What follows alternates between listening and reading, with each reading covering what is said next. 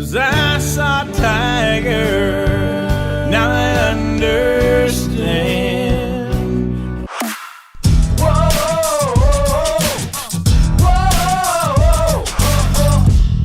What's going on, movie fans? Welcome back to JBuck Studios, your home for reviews, reactions, and ridiculousness. Anyways, though, we are all quarantined at home, running out of things to watch on all of these streaming platforms, but luckily Netflix is coming through with their new docu-series, Tiger King. A zoo owner spirals out of control amid a cast of eccentric characters in this true murder-for-hire story from the underworld of big cat breeding. So is this Tiger King series a must-watch in these dark, dreary times of being stuck on your couch? Let's find out. But before I get into my thoughts, let me know what you guys thought of Tiger King. If you've already seen this film or docu-series, you're already on top of it, or now you're very much looking forward to it. Now let's get into some of the good. So getting into this docu-series, I mean, I had seen a bunch of people talking about it. It kept popping up. I think it was actually the #1 thing on Netflix because they do that top 10 now. And reviewing a docu-series is a little bit different because, you know, you're not getting performances. But the way that everything was structured, not even the way that everything was structured, we'll get into that later, but the cast of characters in this real life story is absolutely bananas. The guy at the forefront, however the documentarian people found this guy, they got gold because Joe Exotic, well, I'm going to throw up a picture of him because this is Joe Exotic. This guy is everything. This is the center ringleader, the King Tiger, Tiger King, at the center of this story. And he is such an eccentric, weird, crazy character. And not only if this docuseries went the way that it did, this guy is one hell of the most interesting people ever. So that is the almost lifeblood, the tiger blood of this Tiger King series. Kitty, kitty, kitty, you can't find this taste in the zoo. Oh. But obviously in every story, the king, there's someone fighting for that crown or that throne. And on the opposite side of him, he has all of these animal activist groups going against him, trying to shut down his breeding zoo, his overall operations, I guess. And I believe her name is Carol Baskin, and they are literally butting heads. They are doing some crazy, ridiculous things. He's kind of like a redneck, liberal, down to earth. I wouldn't say down to earth, but, you know, out there character. And then she's very much like hippie, self-love, like herbal healing, saving these animals in a sanctuary. And they are complete different dynamics, and my god, them coming together. But then not even those two. There is this other guy that's almost running this borderline cult. There's this other guy that's like dealing with illegal stuff and jail time.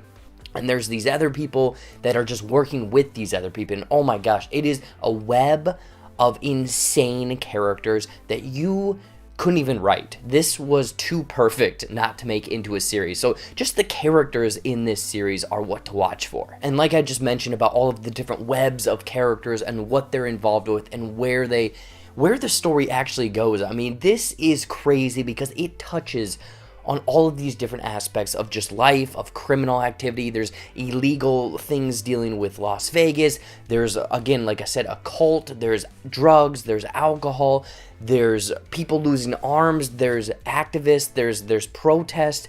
There's running for office. Like this, literally, they were just pulling out things out of a hat for this docu-series to have, and all of them actually were happening. And the way that they filmed it, I think they filmed it over about maybe a little maybe more than 5 years. I'm a pretty woman lover, I'm an ugly woman's dream. Baby, you're lucky, have a man like me, yeah.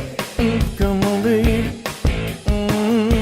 They had so much footage and they pieced it together to really lead you from the beginning to a sort of the end of this docu-series is wild. I mean, believe me, the way that it goes and the different aspects that it touches on are crazy. But then, I mean, with it being about, I think it's 7 episodes, each episode almost touches on a different aspect or idea or theme, almost in real life or almost in this world of, hey, are animal sanctuaries the way to go?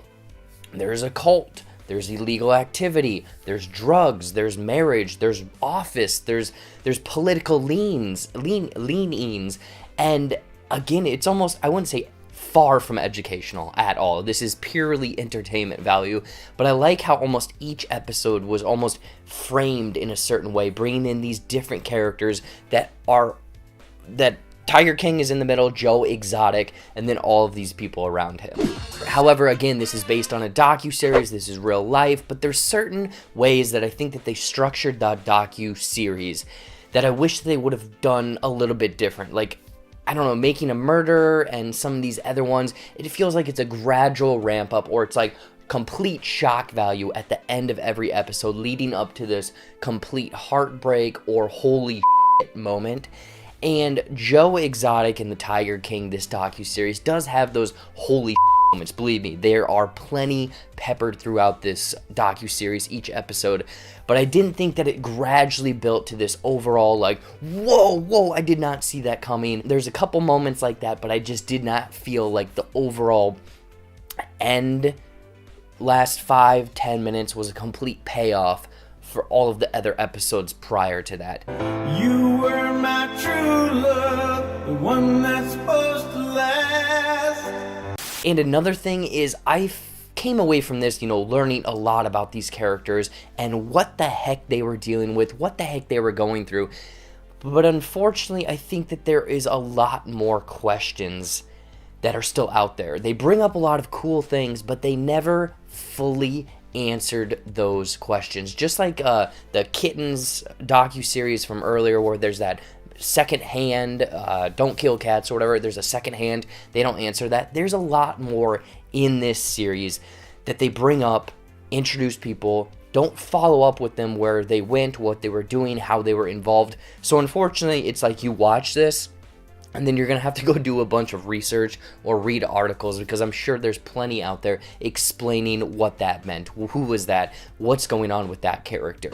Overall, Tiger King is a wild docu-series on Netflix that is absolutely bananas. With it featuring these absolutely eccentric characters, it going into places you would not even dream of, and almost each episode having this sort of theme, but with it leaving a lot more questions than answers. I would highly recommend checking out Tiger King. I mean, we're all quarantined, we're running out of things to watch. This is 7 episodes, about 5 hours, I would say. Sit down, watch it. You will not be disappointed. In closing, I'm gonna give Tiger King 3.5 out of 5 sexy tiger ladies. So what did you guys think of Tiger King? If you've already seen this or very much now looking forward to it, I want to know in the comments down below, because it is crazy. Anyways though, as always, thank you so much for watching. Watch some more videos up there or right over there, brand new stuff. I just did an ending explained poorly for the 2018 Freaks movie that is now playing on Netflix. Check that out over there. Hopefully everyone is home and safe and quarantined and you're not going crazy. Follow all of my social media down there. Like this video, subscribe to the JBuck Studios channel, and until next time, we'll see you later.